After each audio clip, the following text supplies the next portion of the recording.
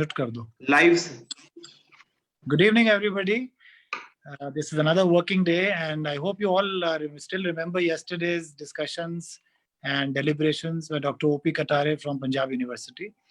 And you saw his passion for Ayurveda meditation, and he almost went beyond pharmacy to discuss the beauty of meditation and how it can bring quality in research, and how important it is for us to take holistic approach forward. So at our journal Integrative Medicine Case Reports, we continue to seek data that combines the evidence from the modern medicine and the traditional medicine and the modern medicine, and present it as case reports. These case reports may come from yoga clinics, they may come from Ayush clinics. People who do not have access to ethical committees can still publish before and after effects, whether biochemical, physiological, genetic, in whatever limited means they have, with whatever patient they are seeing. That can be published as a case report to a journal. The journal is Integrative Medicine Case Reports. And those who are new here are hereby informed that this is a continuous educational series with a single objective of learning and to publish evidence from traditional and modern medicine put together. So to bring the East and the West together. And we have had people from the field of spirituality, modern science. We had people from Ayurveda, yoga, Siddha, Ayush system, secretaries and policymakers were here. And people from almost all spheres, from different disciplines have been coming. We are very grateful that they're able to make it. And all these knowledge seeking endeavors and deliberation discussions have no meaning unless we publish this as a data. And even publications after a certain time has not much value if it is valorized, or what they call as we are able to translate this. You might have heard of the term translational science. So translation basically involves the what is called as the patent regime, or the ability to bring the knowledge to a level where it becomes a technology. And the technology has a direct interface with society. And therefore, whatever research that we do, we publish. Unless it is patentable, unless it becomes an intellectual property, its application in society is very limited. So we invited today with us one of our distinguished colleagues, a former scientist at NIPER Mohali, Dr. Parikshit Bansal. He's now a freelance intellectual property consultant, running his office from Mohali. He was not only at the NIPER, he also worked at PGI Cardiology in an ICMR project. He's also consulted to many agencies across country and across the world, and especially WIPO, the World Intellectual Property Organization, which spearheads most of the policy programs across the world, and also interfaces with the USPTO, United States Patent Treaty Organization, the ISPTO, the Indian Patent Treaty Organization. And he consults, gives advice, and even inspires scientists to go beyond the data which is put together in a manuscript and make it a technology by patenting. So he continues to talk to scientists, to industries, to venture capital, to people who are innovating. We thought this will be appropriate for him to come and give his thoughts to us from his office where he now works. So you can see him in his office right now. His spare time. We are very thankful to you, Dr. Parikshit Bansal, for making it to our program. Our audience includes healthcare workers. Some of them are yoga academia, people from policies, people from, some of them are physicians from the Ayush systems. And our guess is that about 20 to 25% of the people are around the world, from especially Brazil, Latin America, US, Canada. And now also a lot of people are joining us from Romania and the UK. And some from Saudi Arabia as well. Of course, we have a lot of people who come, log in, and then go.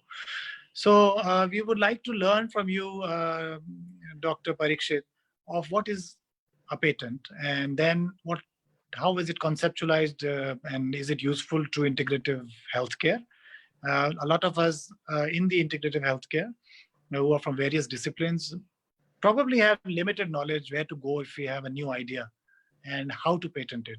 And if patent is important at all, is it something a lot of people very blind, in a blind manner say, no, patent regime is not good, this is useless, we should have everything free knowledge. What do you think of that? I'm just giving you some cues for you to react while you deliver your talk. So we very keenly await your talk, Dr. Parikshit. Welcome to our program. It's a proud privilege to invite you to this, and thank you for agreeing to come. Over to you. Thank you. Yeah. Thank you, Dr. Abhishek. It's a pleasure addressing this unique forum of the Yugan scholars at PGI.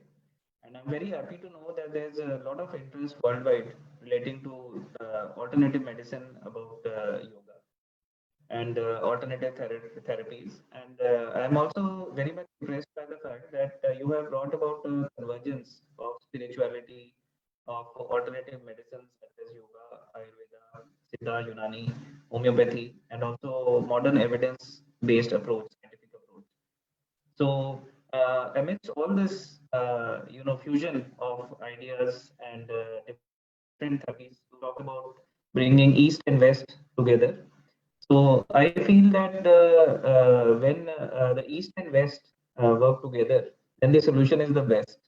So when East and West come together, we get the best. So when we talk of science and technology, definitely evidence-based approach is required in healthcare. And quite often, when we talk of traditional medicine or traditional approaches, we find that the approaches are so old that they are accepted as a norm. There is no evidence unless some scientists get together.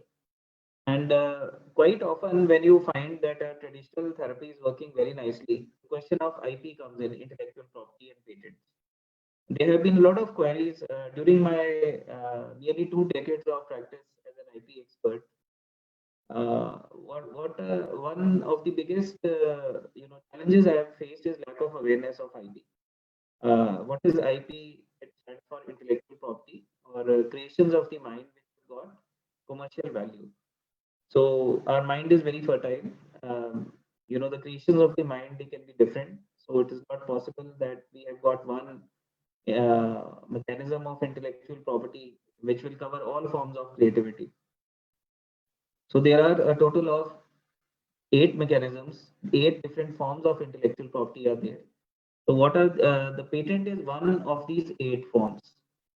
So what are the different forms? For example, if I've got a product over here, so you can see this is the product. This is the product. Label is there. So the name of a product, for example, you can see a logo over here. This logo can be protected as a trademark, a mark which is used on trade. In the context of trade, if it is used. So trademark is one form of intellectual property. Now, the creative work is there, the manner in which the image is there, that can also be protected as a copyright. So copyright is another form of intellectual property.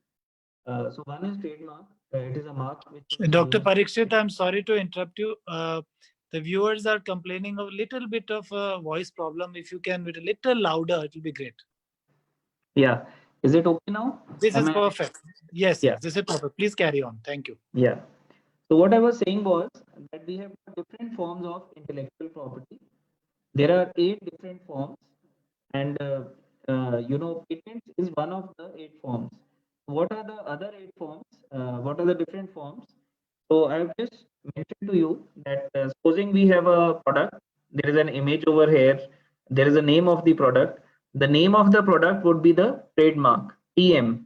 TM indicates the trademark application is filed, and R with a circle indicates it's a registered trademark. For example, a very popular Ayurvedic company is Patanjali. So the word Patanjali with a very distinctive logo that would be registered as a trademark. So that is a form of intellectual property. Now, if you see carefully, the label of this carton, this can be protected as a creative work, that is as a copyright. So copyright is another form of intellectual property. Second form. Now, if we write a book, if you record music, or even this video, if you record it and use it for commercial purposes, that can be protected as a copyright. Now, what is the third form? So we have got trademark, we have got copyright. Now, what is the third form? Another form is the shape. We can also protect the creative shapes. I've got a bottle before me. So you can see that the shape is very distinctive. Now, this is again, it involves intellect. So whosoever produced this bottle for the first time, maybe he wanted that this design is very creative. I want to protect it. So can you patent it? Answer is no. In fact, this would be registered as a design. In some countries, they will call it as a design patent. So this is another form of intellectual property. Now, supposing I have a drug, right? I have another bottle over here. Supposing the medicine, there are certain tablets are there. I'll just show you. These are the tablets. Now, if this formula is very unique and taking these medicines can cure some disease, then the formula of these tablets, you can protect it as a patent. So I'll again discuss that intellectual property is a creation of the mind which has got commercial value. The most important four forms of intellectual property are patents, copyright, trademark, and design. These are the four forms. Now, what are the other forms? We have also got layout designs of integrated circuits. You know, the way you prepare a circuit, electronic circuit, even this layout of the design you can protect. So, layout designs of integrated circuits, then plant varieties. Supposing you have a particular variety of a plant, maybe a mango which is very delicious, you have developed that variety. So plant varieties, this would be another one. So and the last one would be trade secrets. For example, if you have got a particular mechanism of making a product which you don't want to file a patent for, don't want to disclose it, but you want to share it with somebody, so that you will do under a confidentiality agreement. So we have got 8 well-defined mechanism, and there is no 9th mechanism anywhere in the world. So patents, copyrights, trademarks, designs, plant varieties, layout designs of integrated circuits. Then we have got geographical indications, for example, basmati rice, Nagpur oranges, and lastly we have got trade secrets. Now today's session is more focused on only patents. It's a big area. So we have confined ourselves only to patents in alternative medicines, yoga, naturotherapies. Can we file patents or not? So what is a patent? It is basically very simple. It is simply the registration certificate of your innovation or idea. What does a patent look like? I would just like to show it to you. It is simply a certificate.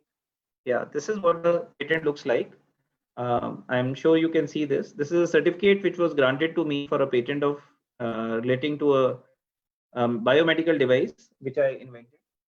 So as you can see, it is the form of a issued by the government.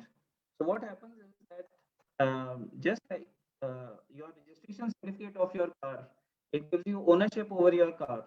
So similarly, a patent is the registration certificate of your idea. It gives you ownership over that idea. And just like you can buy and sell your car, similarly, you can also buy and sell your idea once you create ownership over it. Whether we can file patents in naturotherapies or yoga, it has been a topic of big discussion. There is a lot of confusion, which I want to clear. Firstly, the answer is yes. Any innovation, whether it is in Ayurveda, Unani, Siddha, homeopathy, which has got commercial application, that can be patented, right? Now, the question is, what are the essential things which are required for patents?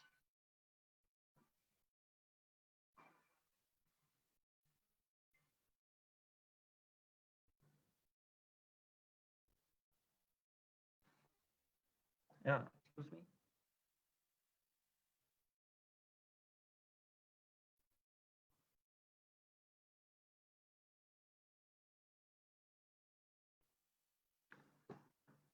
So what are the essential things which are required for a patent? Patents are given only for two things. One is a product. The second one is a process. A product patent covers the final shape of the innovative product which has come out. For example, it can be tablets which can cure a particular disease. It can be a biomedical device. The product can be electromechanical device or anything which comes in hard form. It can even be a food product. For example, Maggi noodles are there. It was initially patented because they were 2-minute noodles. There was a particular process of frying them so that you just add hot water, and they were initially patented in Japan. Now, so patent can cover a very big area of commercial application. Now, coming to product or process. Processes, for example, you are making a herbal drug. The process of making it is taking 10 or 15 days. Maybe a Unani process is there, but with the help of science, instead of 10-15 days, if we bake it in say 2-3 days, then it has a lot of commercial value. Production can increase, so we can file a patent for a improved process. So two things are now very critical whenever we talk of patents. Number one, patents are given only for two things: products or process. Product, definitely it will give some technical advantage or lead to improvement. Process again will lead to some technical advantage or it will be an improvement. So product and process, this concept should be very clear. Now, one more thing is that whenever we are talking of patents, please remember that they are always territorial in nature. A patent which is filed in India is valid only in India. It can be freely copied outside. Similarly, a patent which is filed in USA or Canada and not filed in India, it can be freely copied in India. But please remember, though you can use it, you cannot again file a patent. There is one very important aspect of patents, and that is all patents anywhere in the world, they have to pass a threshold test. Threshold means 3 points. So all patents, whenever you are checking the patentability of your idea, please remember there is a very simple test which is known as the 3-point patentability test. The first is novelty. Does your idea have novelty? Novelty means new. Is your idea new? For example, if somebody has filed a patent in US and you want to, and not filed in India, now it comes to your mind that okay, he has not filed a patent in India. Let me file it in India. Can you do it? The answer is no. Why? Because novelty is destroyed. The idea is not new. You have copied it from somebody. So the first and foremost criteria for patentability is that what you are disclosing should be new. It should be totally new. Now the second test is inventive step. Inventive step means there should be some technical advancement of knowledge.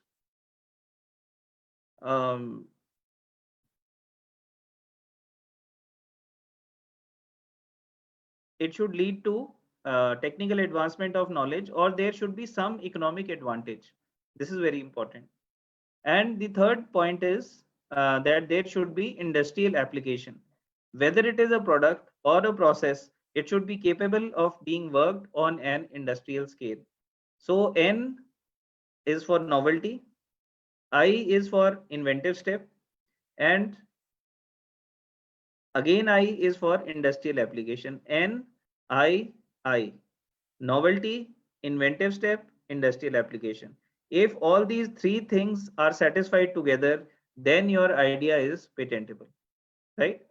So let us discuss some case studies, very interesting case studies. One is very contemporary. All of you have heard the case of Coronel, which has been invented by Baba Ramdev, a yoga practitioner belonging to Patanjali Group of Industries. They are producing a number of medicines, and there was a claim which came into public domain about a drug being manufactured which can cure COVID-19 disease caused by a virus. Now the question arises that was Coronel patentable or not? Is Coronel patentable or not? What we have to understand is that if when I went into the case, I realized that a clinical trial had been carried out, and the clinical trial was done carrying out 5 ingredients. There were 5 independent drugs or 5 independent formulation which were already known: A, B, C, D, E. They were already known, but what the innovation in it was that if you use all 5 of them together in a particular combination for a particular duration of time, then the patient suffering from COVID-19, they get significant benefits, and perhaps there was a cure also. Now the question is, was this innovation patentable or not? What you have to understand is that in India, methods of treatment are not patentable. So if I talk of an Ayurvedic method of treatment, for example, if there is a physician, he recommends that ABCD drugs are known, they are available in the market. You take these three drugs and you will be cured. Now, is this prescription patentable? Answer is no, because he has and methods of treatment are not patentable. Now you look at it the other way. How do I circumvent this? How do I make it patentable? Now, supposing there is a kit, right? There is no prescription required. I don't need a doctor. There is a kit. I open the kit. It contains 3 bottles with a card giving instructions on how to take it.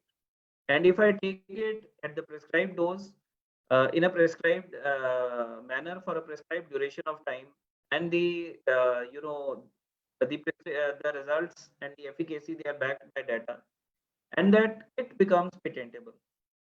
So that becomes a product. So what is the product? It is a kit.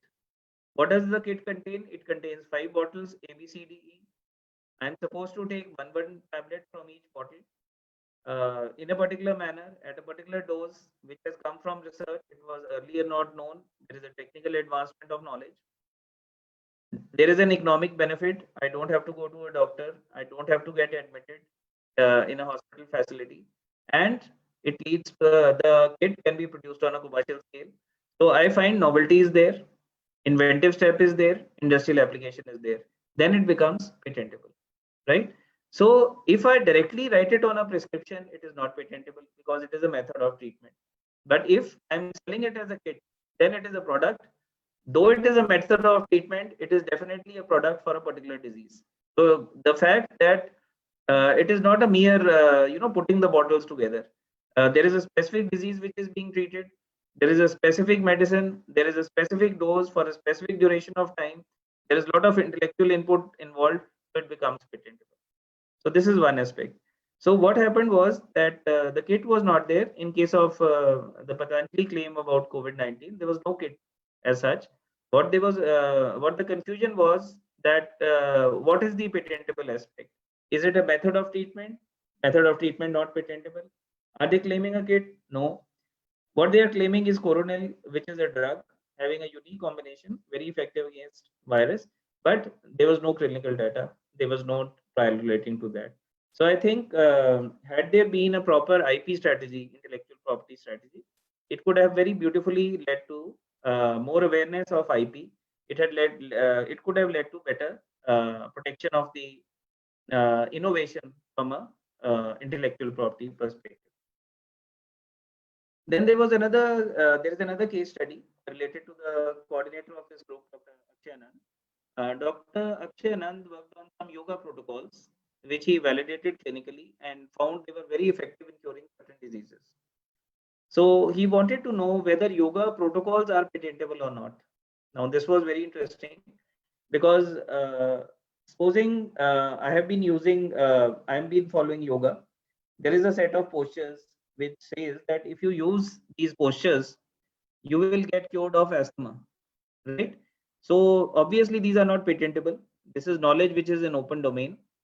It is well known, well published, practiced by so many yoga practitioners.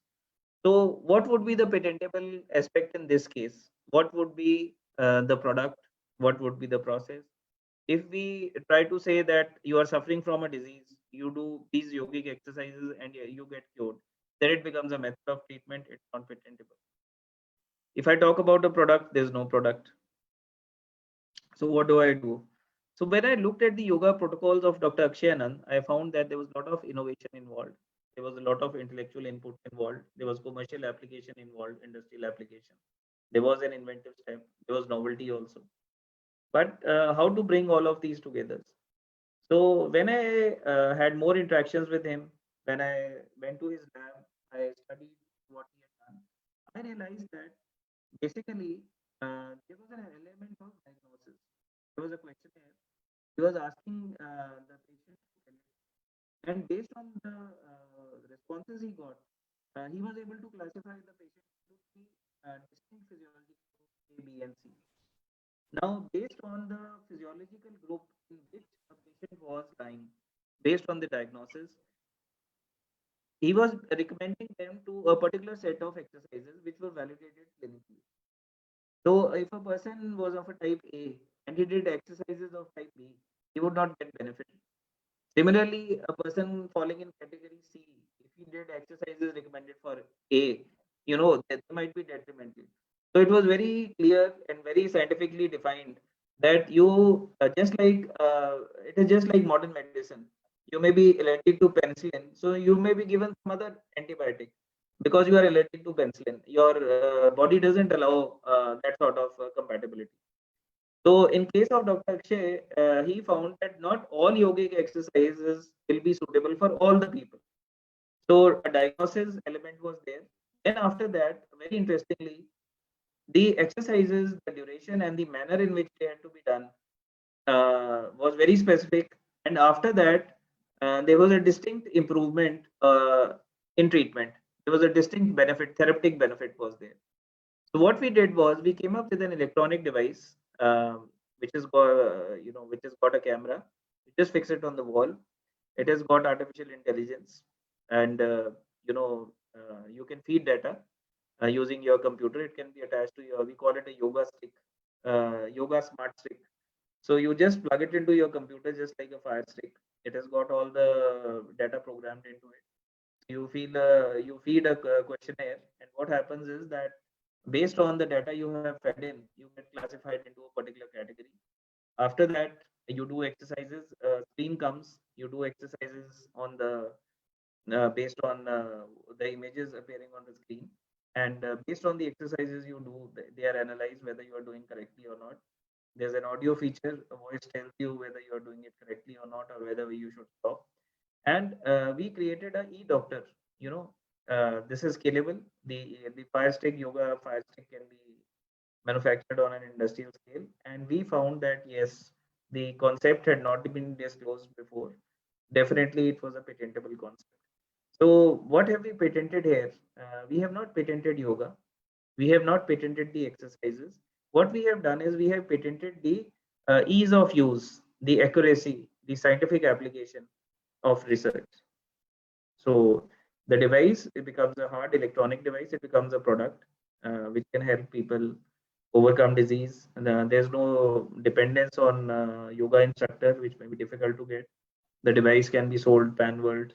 It can help in better and accurate use of yogic exercises for treatment, and it can help in more accurate classification of the people and prevent side effects.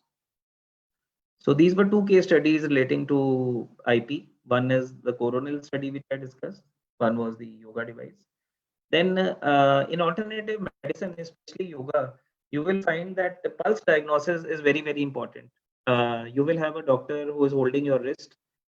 He measures your pulse, and based on the sounds, he's able to diagnose whether you are suffering from kidney problem or liver problem or any other problem. So accordingly, it is very important that we have teaching this skill takes a lot of time.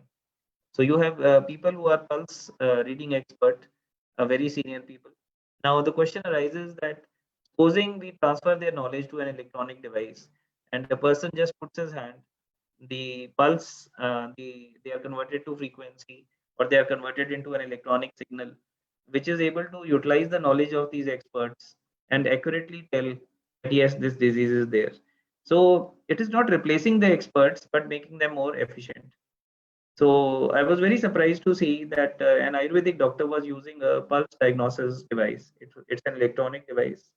It's a patented device which is being manufactured by some company, and he's using it to diagnose. Many of you might have gone to a optometrist, an optician's to an optometrist to check the power, to check whether your spectacles are correctly, they have the correct power or not. And you'll find that quite often the optometrist will ask you to sit on a machine where the power, the focusing power, the focal length of your lens is required for eye correction, myopia, or any other aspect. it is corrected using a automatic instrument. But then he will do it again manually also. He will ask you to read a chart and he'll put lenses just to increase the accuracy. So similarly, in whenever we have a device which is a patented device which can read the pulse, diagnose disease, in that case, what happens is that it helps to improve the efficiency. You can scale it up, and even people who are in the learning stage, they can benefit from the intellect of and experience of the expert, because the device can be manufactured. So normally, if it would take you 5 to 6 years to pick up a skill, maybe with the help of the device, you can do it in 5 6 months. You can train the device to be more accurate. Another very important aspect of alternative medicines and therapies is that they can patents and intellectual property, they can help to promote entrepreneurship. We have lots of formulas, lots of combinations of drugs and herbs which can be effective in curing diseases which are not cured by allopathy. We have got very interesting combinations in Ayurveda, homeopathy, Unani medicines, where they claim that the kidney stones can be dissolved, gallbladder stones can be effectively treated, and there's no need for surgery. But what we find is that there is lack of scientific research, scientific evidence, because of which these therapies don't get accepted. But supposing we have a combination which is very unique, there is a well-defined scientific evidence is there regarding the dose, the safety aspects, reproducibility, and definitely it would be patentable, and it would be a big breakthrough, because you have investors coming in, people putting in money once the patent is there, and definitely it creates ownership over your idea also. So for people who want to go into entrepreneurship, it is very, very important that they first explore whether the idea is new, and in case in health sciences, if they come across any technology where they feel that innovation is there, some new approach is there which can improve the quality of life of the people, and definitely they should go for a patent. And one very ethical question arises is that when we talk of East, it is giving away knowledge for free. When we talk of the West, there is attitude is there that no, quality is demands payment, and there should be some money associated. So when we talk of patents, bringing it together, that should we distribute everything for free, or should we actually patent it? This is a very important question. That should we give away medicines for free, or should we patent it? In this, I would like to share with you that supposing you buy a house, it's like asking whether I should register it or not, or whether if you buy a house, it is up to you whether you want to give it to your friend for free, you want to gift it, you want to give it on rent, or you want to sell it. So patents primarily create ownership over your idea. They bring respect and recognition for you. It is up to you that even after filing a patent, after spending your money to file a patent, you can give it away for free. You can say that anybody can use it. You are giving a royalty-free license. You can say, I will charge a very nominal amount, I'm giving it away. So patent is not a barrier to sharing of knowledge. A very important thing which all of you must remember is that whenever we file a patent, it leads to documentation, and it leads to publication also. All patents which are filed by law, they have to be published after 18 months. They are available in public domain. Because you have shared your knowledge for the larger benefit of society by filing a patent, you are rewarded with 20 years of exclusive rights relating to the commercial aspects. But to prevent duplication of work and promote the advancement of science and technology, your knowledge is distributed freely by publication of your patent. So there is nothing negative about filing patents. They in fact encourage sharing of knowledge across the world. They enable collaboration without any fear, because rights are very clear. They also encourage entrepreneurship. They also encourage people to come together on a platform to utilize that knowledge so that it can benefit larger segments of society. So my perspective is that patent is not a barrier. Filing a patent is not something negative. It rather creates value for your knowledge. So definitely one should go for a patent. And the cost involved in India is around 50,000 rupees because there is drafting involved, there is a government fee involved. So approximate budget of around say around $500 to $600, that should be a nominal amount. So these were some aspects which I touched about patent. So Dr. Akshay, if you have any other aspect which you would like to touch. Thank you. Thank you for a nice, very nicely you explained the concept and the value of patents. Most importantly, you told us about the ownership concept, which is going to probably satisfy a lot of Yes. questions. Usually patents have a negative connotations in our Indian context, especially in Yes. the alternative medicine. This is my guess, I may be wrong, but you nicely said that even charity and the barrier of flow of knowledge, it doesn't come into, it doesn't, sorry, there was a phone in the middle, so there was a disconnection. I hope it doesn't ring again. So the perception that it is a barrier for knowledge dissemination is wrong. Yeah, it is Still wrong, and it is the other way around. The patents lead Yes. to dissemination of knowledge. Correct. So we'll take two questions from the group, and one first question is there a deficiency of patent examiners or patent attorneys or patent consultants? Is it a good career for integrative practitioners from Ayurveda, Ayush, to come up and choose this as a career? There are two essential requirements for being a patent examiner. The first is that you must be a graduate in science.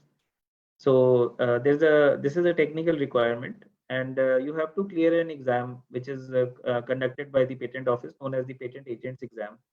So only after that you can practice as a patent agent.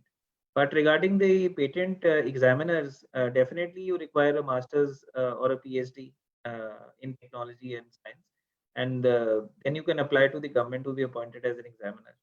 But what I feel is that it's a very specialized career where you require very good skills in English, communication and writing and analysis. So definitely if a person is a practitioner, so he may derive more satisfaction from treating patients and being in touch with real people rather than only examining documents. But it is a very personal choice. Definitely. So there is scope. For students who are doing masters and PhD, it's a very good career, and it's a hidden career because not many people are aware of it. And there's a constant shortage of qualified patent agents and people who understand patents. And how much does one can have a respectable earning being a patent consultant? Yes, definitely, it's very well paid area. And people, if you do a search, like around 10 years ago, when I did a search on, masterindia.com or, other employment sites are there. So you will, in response to a query that jobs in patents, you will get probably 10-15 results. So even now, if you do it, the results are in thousands. So there's a big jump in the requirement for people for drafting patents, for analyzing patents. So definitely it's a very upcoming career. And there are many of us here listening to you who are from the Ayush background, yoga background. They may be interested to know whether you need any qualification to be an inventor or to file a patent. Do you have to have a degree to claim an idea and to patent it? Not at all. It is absolutely zero. We've got inventors who are not even, properly, they have no formal education. So it can be a traditional medicine practitioner with no degree at all, not even a school education, formal. They don't have a matric certificate. But the inventions are really groundbreaking. So maybe there was a tradition in the family, the child was born, and then, the child, he innovated. So there's no formal qualification at all. And in fact, we have had inventors from all streams, from very poor, very rich, established industrialists, very qualified, and totally non-qualified. So it has nothing to do with the educational qualification. And is there any age even school kids can file a patent? Yes, there is no minimum age and there is no maximum age. In fact, I was really surprised that amidst my clients, we had students of class 9. So they had come up with a very interesting idea to produce energy from, solar as well as waves. So when we checked the idea, they had a very nice concept.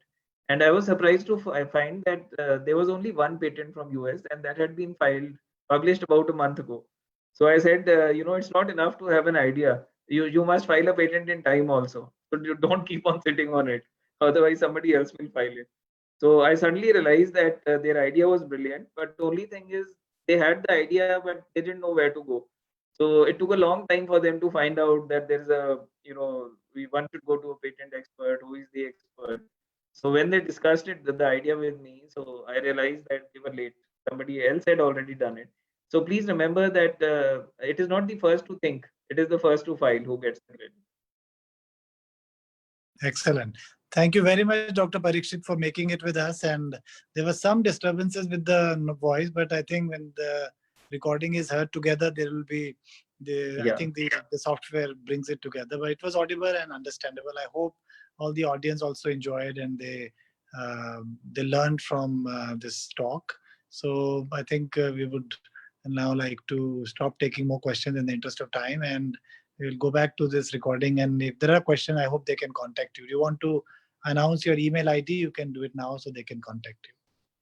Yeah, my email ID is pbansal.niper.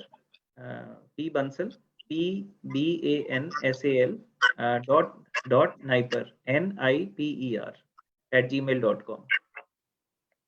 Thank you. Thank you, Dr. Parikshit, once again for making it here. Yeah, To all it of was a pleasure addressing this very unique audience and also sharing thoughts on the convergence of East and West. Absolutely. Thanks a lot. Thanks. Yeah, bye.